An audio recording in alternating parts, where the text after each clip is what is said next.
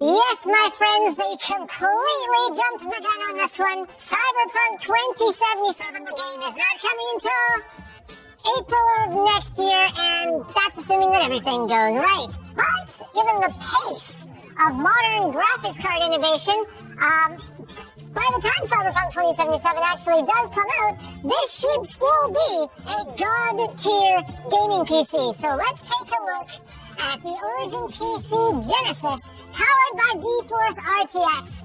In this video, sponsored by Origin PC.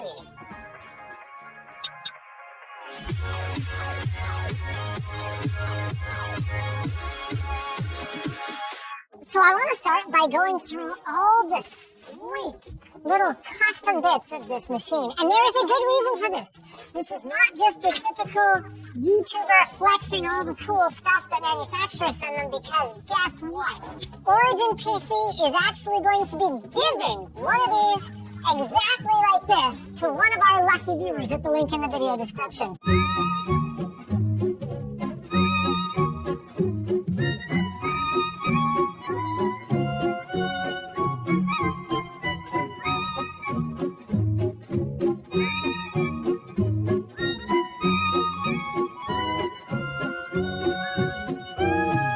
A bunch of custom stuff here, starting of course with the RGB and overall color scheme of this machine. It's all yellow and blue. It's got these sick UV LEDs that they're using to give it a phenomenal glow when it's not under studio lighting, and they've done a bunch of custom work both in terms of prints and in terms of acrylic work here. So they've actually put in a custom panel right here directly above the basement, as well as a fully custom mid plate that's got this like 6 circuit board Cyberpunk 2077 design on it.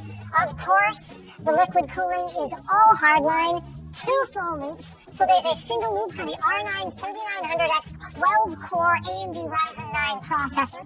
There's another loop for the dual GeForce RTX 2080 Ti's, and actually, this is cool. So around the time that we filmed this, there was some news about a new SLI rendering mode that we're actually going to try out on these later on in the video.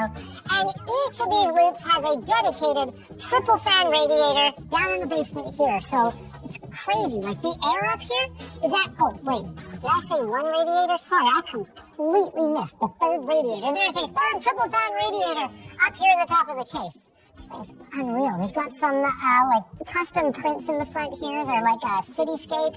And then you come around to the front and bam, Keanu.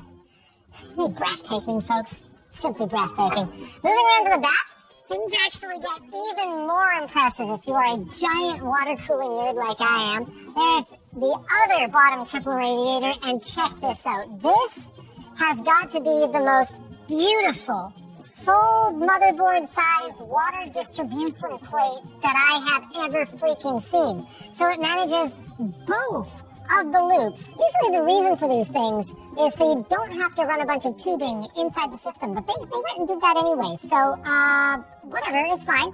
So it allows you to fill the loops super easily and drain them, and it even actually has a flow indicator for our blue side here. Now you might notice that ain't spinning. Don't worry, using the Corsair IQ software, I've already verified. Once the system actually ramps up, that pump will go faster and the fluid will in fact flow fast enough to move the flow indicators. And I thought this was just a cool graphic. No, other than the cable management. So back here we've got, what is this? So this is an RGB distribution thing. Oh, that's pretty cool. That's from BitsPower. So that's how they're controlling all these 5-volt addressable RGB strips all over the case. Sick. Then we've got a Commander Pro, which is handling our fan speed control, as well as more RGB, and then one of these RGB hubs for presumably the fans. And another one. And then also, this is a very unusual spec choice, but I totally approve. So they've gone with a 2TB 4 Series Gen 4 PCI Express M.2 SSD from boot, and then they've actually gone with a 2TB Fire CUDA. So a lot of cases, especially if you fill them up with radiators, don't have a ton of space for 3.5-inch hard drives anymore. And so they've gone with a 2.5-inch drive and one of the ones that has a small SSD cache in it. So if you install games on it, whatever you're kind of playing mostly these days is going to cache up, and it's actually going to load much more quickly than a traditional hard drive. We've also got some custom graphics on the little screen that's built into the MSI godlike motherboard. And of course, we've got some Dominator RGB memory with like a purple and blue color scheme on it. Holy crap, I actually missed another radiator here. So, so we've got 4 120s for the CPU loop and then 6 120s for the GPU loop. Anyway, that's all fine and good, but it doesn't tell us anything about the gaming performance. Now, I would love very much to fire up Cyberpunk 2077, but unfortunately, Origin and us, nobody has access to that game yet outside of CD Projekt Red.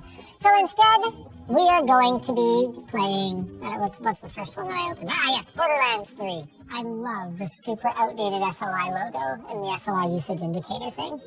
Alright, so here we go. We're running at 4K, no frame rate limit. We're running in Ultra, and we're running in DirectX 11 because this new tiled checkerboard SLI rendering mode that we're using NVIDIA Inspector to activate doesn't work in DirectX 12.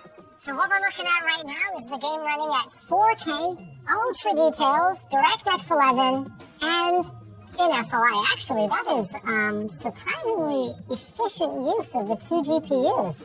Around 80 to 85%. I wasn't really expecting that. Man, this game does not look that amazing for something that's running at only 75 FPS on dual 2080 Ti's. I don't know what it is about their cel-shaded, kind of drawn-looking art style, but it doesn't run great.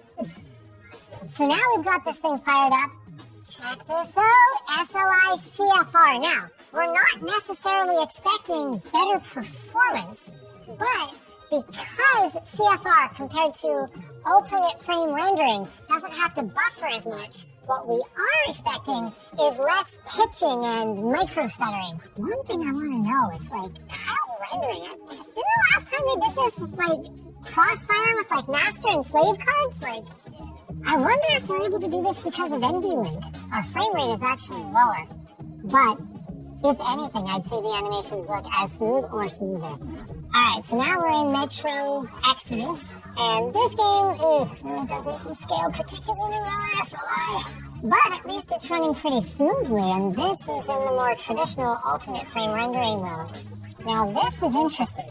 It's hard for me to say if it's any more responsive. It does feel fine, but we're actually running at a higher frame rate in this one, which is pretty cool. So we're up in the neighborhood of 120 frames per second with this new rendering mode. To be clear, guys, we don't know exactly what the mechanism of this CFR rendering mode is, and the only way to enable it right now is actually through this NVIDIA Profile Inspector software, so it's not in the NVIDIA control panel.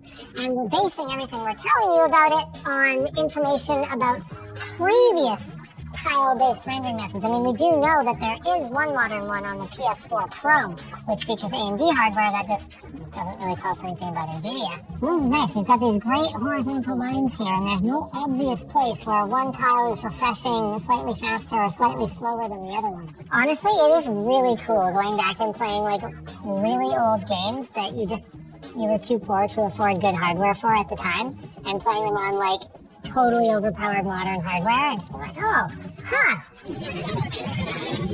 So we're actually getting great SLI utilization and super snappy responsiveness. We've got 90+% utilization on both of our GPUs, 146 FPS, and this is 4K Ultra, and this game looks pretty darn good for such an oldie on this kind of hardware.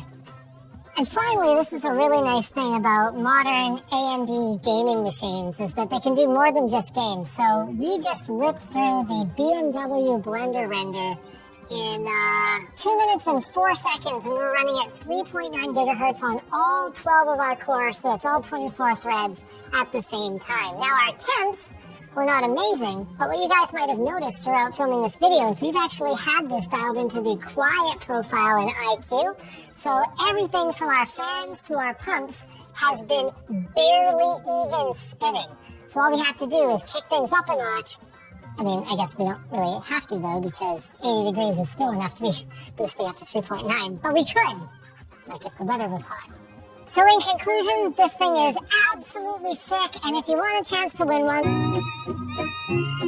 we're going to have the information for that linked down below. Also linked below is our store, lttstore.com. And a link to another video you might want to check out. So there's some really cool stuff happening with displays and SLI and G-Sync. So we actually did a video on how NVIDIA and LG brought G-Sync gaming to OLED TVs. So you guys are going to want to check that one out, especially if you win this thing, because that would be a match made in heaven.